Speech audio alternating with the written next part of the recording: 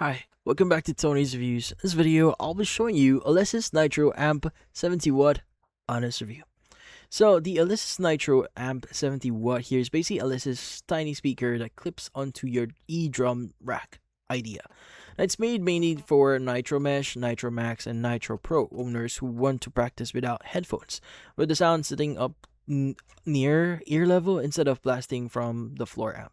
Now, how it works is super simple. So you run a cable from your drum module's output here and into the Nitro's amp single 1/4 input.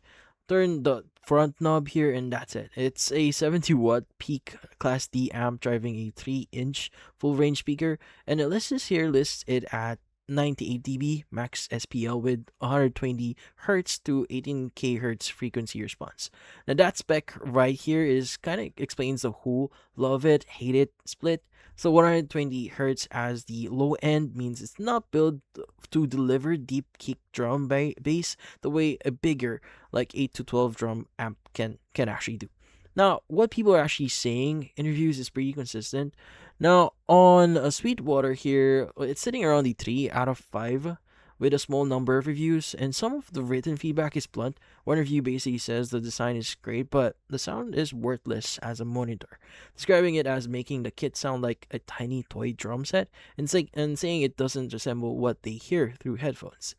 Now, over on Reddit here, so you'll see the same complaint pattern: decent volume, cymbal highs being okay, but the bass, kick, and toms don't not translating well. To the point, it can make drums sound thin or plasticky compared to headphones. Now, Toman reviews here also reflect the same vibe: handy idea, easy mount, but the sound being disappointing in the big sticking point. And even retailer reviews snippets like undertones here mention it being quieter than expected for a 70 watt and only really okay for bedroom use. Now, is it actually worth it? Well, honestly, it depends on what you expect it to do. Now, if you want something compact, clean looking, and on the rack, well, then you mainly need a personal practice monitor so you're not stuck in headphones all night. It can make sense, especially since it's often priced around like 109 to 119 range. But if you want it, or if you want, what you want is that satisfying kick drum thump, or you're trying to fill a room with bigger, realistic drum sounds, now this is where people get disappointed.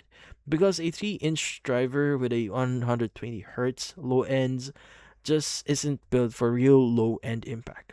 But that's about it. So, if you found this video helpful, hit the like and subscribe button and watch our next video.